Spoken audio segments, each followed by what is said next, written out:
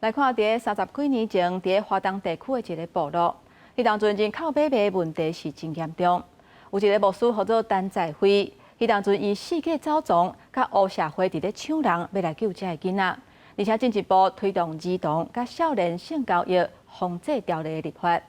毋但安尼，伊嘛甲部落的家庭斗相共，改善因的经济甲就业等等的问题。即马吴尊贤基金会特别颁发爱心奖予伊，要来感谢伊的贡献。天色已经暗暗，学生囡仔放学以后，来到花莲秀林的青光教室，伫遮写功课、食暗顿。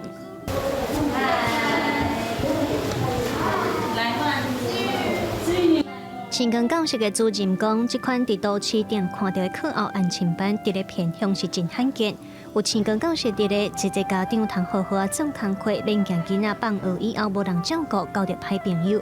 但是今年花莲大地震过，游客大量减少，嘛影响到济家庭的经济来源。尤其是在秀林，然后在太鲁阁，很多的一些观光产业都陆续的关门，那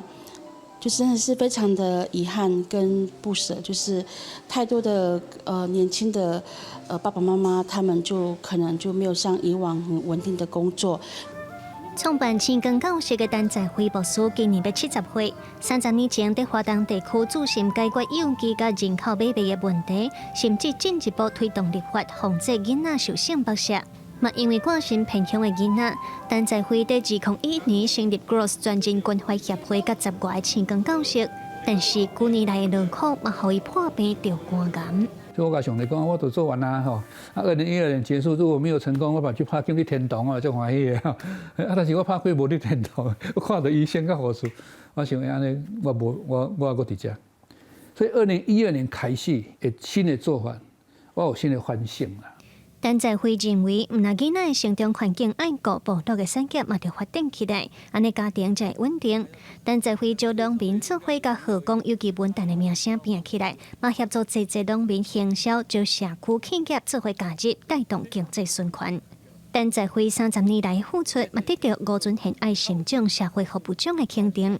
关心我们的小朋友，又关心到我们农民就是我，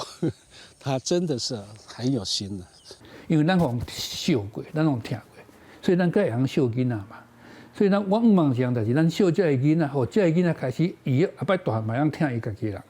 这是咱的目的。我讲永续的爱就是这样。